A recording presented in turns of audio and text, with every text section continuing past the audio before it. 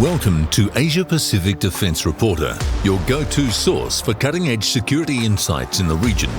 Get ready for rapid-fire analysis and commentary from the Asia Pacific with your host, Kim Bergman. Hello and welcome back. It was quite a coincidence that I recorded the previous podcast in the South Korean city of Busan, because a lot happened there in the subsequent few days, well, there and the immediate area, because just up the road is Gyeongju, the ancient capital city. I've been there. It's well worth a visit. That was the scene of the APEC visit. And then possibly even more consequentially, back on the outskirts of Busan, was the meeting between the US and Chinese presidents at some military airbase. Now, this podcast coincides, as it happens every 4 weeks or so, with the release of November Asia Pacific Defence Reporter. So I hope everyone will read it. It's free. It's available online. I'm not sure for how much longer it will remain free, but have a look at it while you can. Now, I don't want to scoop myself, but I've written a somewhat speculative article about the US supporting South Korea's wish to develop nuclear-powered submarines.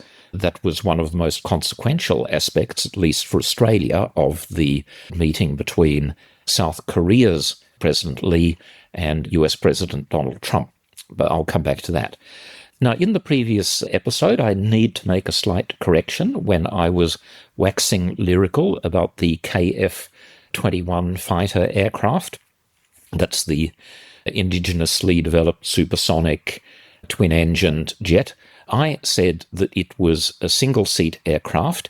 In fact, there's also a two-seat version, a tandem seat, and I happened to see that at the previous ADEX in 2023 without being fully aware of what it was I was looking at. Anyway, so there's a single-seat version, a two-seat version, and they're sort of being built, my understanding is, in the ratio of about 2-to-1. The dual-seater is a little bit more specialized, and the Korean way of thinking is that that backseat option is going to be very important for manned teaming. This is the concept where you have a drone or several drones accompanying the crewed aircraft into combat. The drones go ahead and do their own thing. Another description of it is the collaborative combat aircraft, and that's similar to what Boeing Australia is doing with the Ghostbat, the MQ-29A.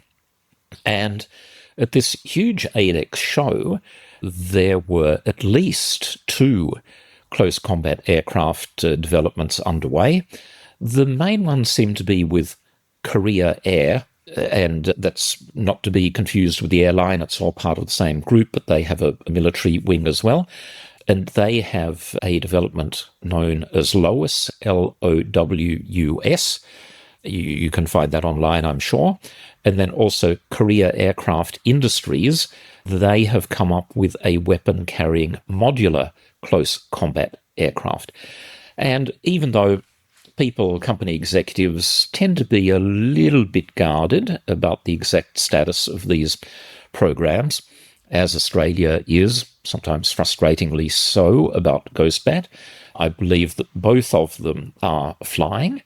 They both seem to be oriented very much towards the KF-21, and I did mention in the previous podcast that what impressed me about the KF-21 was not just the aircraft, it was the entire ecosystem surrounding it. And there's a bit of a warning in all of that for Boeing and the MQ-28. Again, I welcome that development, but a warning when it comes to the export market, and especially exports to the US, because the Koreans will be fierce competitors. As an aside, because not that many people go to the Republic of Korea with a technical focus, people might not understand how quickly things are moving there. I know that the place is attracting the attention of various US AI disruptors such as Anduril and HiveMind, and that's to mention only 2 that I noticed who have already made significant corporate connections well ahead of what's happening in Australia. Anyway, now to what for me is very important news, the South Korean nuclear-powered submarine. And the very quick summary, the details are extremely sketchy about this. It just happened that President Lee asked Donald Trump for his support for Korea developing a nuclear-powered submarine. It would be built in Philadelphia. The company Hanwha Ocean, we're familiar with them in Australia. They bid unsuccessfully for C-3000. They own 9.9% of Austal. They're part of the Hanwha Group. They own a shipyard in Philadelphia, very imaginatively called the Philly Yard, and the idea is that these nuclear-powered submarines will be built there. And I noticed the typically snappy, ill-tempered response from our PM when he was asked, when the news was breaking, whether this would threaten AUKUS. Of course not, he snarled. And I think that the reason for that, this is my guess, this is me playing amateur psychologist, is that so many Australians who have been caught up with AUKUS will now feel jealous. Because up until Donald Trump indicated that he had agreed to help Korea develop their new nuclear-powered submarines, and I remind people, new ones, not buying 15-year-old clunkers, which is our plan, which is, the Canberra Defence Establishment has been able to present up until that moment between Lee and Trump, that we were somehow special, that it was only Australia, the Americans and the British, we were part of this exclusive club of 3 nations. Well, wow, looks like they were completely wrong. Because with the US being prepared to help South Korea, well, that's a 4th nation that's part of the nuclear submarine mix, or will be in the near future. And this won't be acknowledged publicly, but I think, again, all of the AUKUS boosters are going to be privately just dismayed that their special project is no longer nearly as special as they have spent ages convincing themselves and the Australian people, or a certain section of the Australian people, that it is. And look, okay, yes, I will say that it's early days yet for the Korean submarine, but if it does go ahead, and with the backing of the South Korean president, you should not dismiss that. Korea will have done this without making any cash donations to US submarine building companies. They will be using their own infrastructure, that's the Hanwha Ocean Yard, and being able to draw down on US expertise, which to me sounds very much like a win-win. And given many of my reservations about the way that AUKUS has been structured, just on the tiny amount that we know about it to date, it sounds like a more productive way to proceed, because South Korea will be developing a new submarine. It won't be an old one like we're getting. And you see, maybe it's just me, but rather than dismissing the impact on AUKUS of the Korean deal, if you were the Prime Minister, would you not instead say, this is a new and interesting development.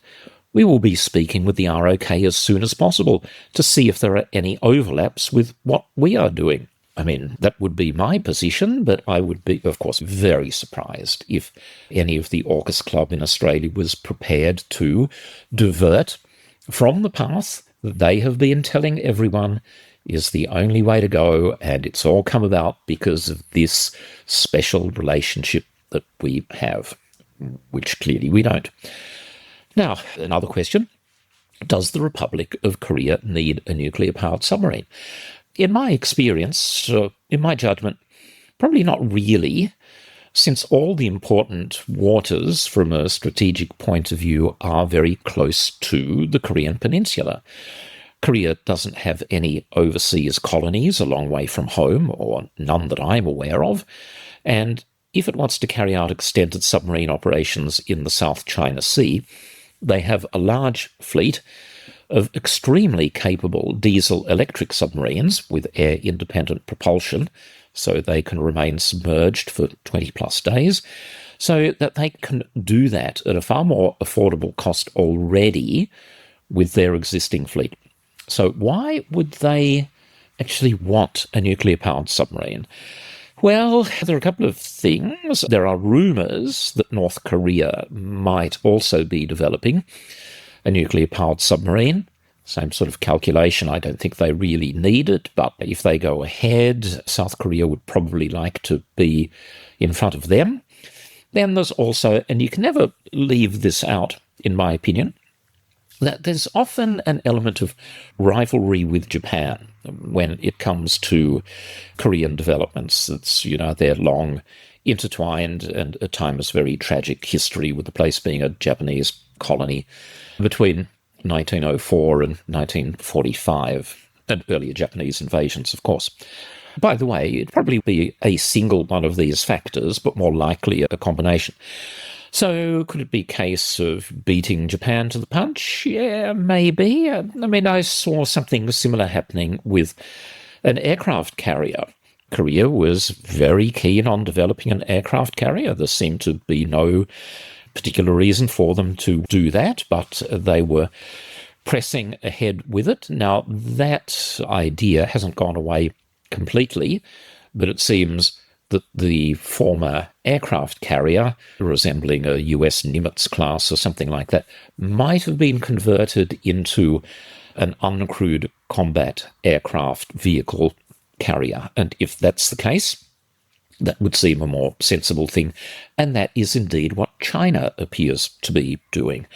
So the nuclear-powered submarine, we don't know why South Korea is doing it. We don't know what size it's going to be. I suspect it will be at the lower end of the range, more perhaps like 5,000 tons than the 10,000 tons that you're looking at for the most recent generation Virginia-class submarine, and 10,000 tons for the future AUKUS submarine, both too big for Australia's needs. So that's just yet another reason for talking with the Koreans, and doing so now, finding out what it is they're up to, and seeing if we've got an alternative pathway forward for nuclear-powered submarines, because I still stick with my analysis. The chance of getting the two second-hand old clunkers is looking pretty bleak. Oh, to the extent, and it's even been mentioned among some of the people that I speak to, that the United States might offer us, as a stopgap, one or two second-hand Los Angeles-class nuclear-powered submarines. Now, these are submarines that are being replaced by the Virginias, so they're 30 years old. They would have to be refueled before they could be transferred to Australia. They won't have much diving life left in them, so please, let's not go down that path. Though, with people making decisions for AUKUS, I don't understand their thinking, so anything is possible. Okay, Presidents Trump and Xi on the fringes of APEC. As I say, the meeting was held back in Busan. To me, very simply, it looks like President Xi has gained pretty much everything he wanted, while allowing Donald Trump to claim, using his usual megaphone, that this was all a fantastic success. I think his expression was 0 to 10 meeting, it was a 12. Now, as is often the case with these meetings involving President Trump, very little is written down. What is agreed is some sort of broad framework. It's up to officials to then sort of sit down and put pen to paper and come up with something that is a little bit more structured. But what it looks like is China will continue to receive very advanced computer chips from the US. This was a sticking point. The overall level of Chinese tariffs has been lowered. This is, I think, because the tariff to supposedly combat fentanyl, it's all nonsense, by the way, has been reduced from 20% to 10%, and one of the other tariffs might also have been reduced. That's come down. And a reminder, those tariffs are not paid by China. Those tariffs are paid by American people or American companies who are buying Chinese goods. They've been reduced. Some other restrictions on Chinese shipping, sort of non-tariff barriers, oppressive inspections and things like that, they've gone. And in turn, it looks like China is going to buy a few $1 billion worth of soybeans from Trump voting farmers in the Midwest, from states like Idaho and things like that. And they've been suffering because of the earlier measures with China retaliating against US tariffs. The soybean market was shut off to them. They've been crying. Instead, China has been buying soybeans from Brazil and from Chile as well, having received a $20 billion bailout from the Trump administration because Trump is personally very fond of their leader. Anyway, I go on. That's a separate mess. And I suppose that the big one, the loaded gun to the head of the United States that President Xi was holding was further restrictions on the export of rare earth minerals. Now, that's been suspended for a year. Here you go, but it's only been suspended. It hasn't been negotiated away. I do wonder as well, and this is why it might not have been such a good development for all of these Australian Trump boosters and who are pushing the line, we have to get even closer to the United States. We have to do everything possible to make sure that they love us, because now that the urgency has gone out of the critical minerals, the rare earths, I wonder if the US will just suddenly lose all interest in concluding some sort of deal with Australia. It would be typical of the erratic way that the Trump administration has been behaving if that were the case. I hope it won't be, because these rare earth minerals are important commodities. I think, as I've said in previous podcasts, if Australia can get into the value adding of these things and become part of a global supply chain rather than just shipping off rock and sand, that would be an extremely worthwhile development. All right, thank you very much for listening. Now, this week coming up, I'm going to be at a very large defence exhibition in Sydney called APEC. I'm sure that there'll be a lot of interesting stories flowing from that. We might also see the United States invading Venezuela. That's been going on there in the background. I don't know how closely people have been following it. I'll do my best, of course, to cover all of those issues in the next podcast. Thank you again. Goodbye for now, and see you next time. That's today's Asia Pacific Defence Reporter. For more in-depth articles, expert opinions, and exclusive interviews, visit AsiaPacificDefenceReporter.com. Stay informed, stay ahead. This is your source for all things defence. Until next time.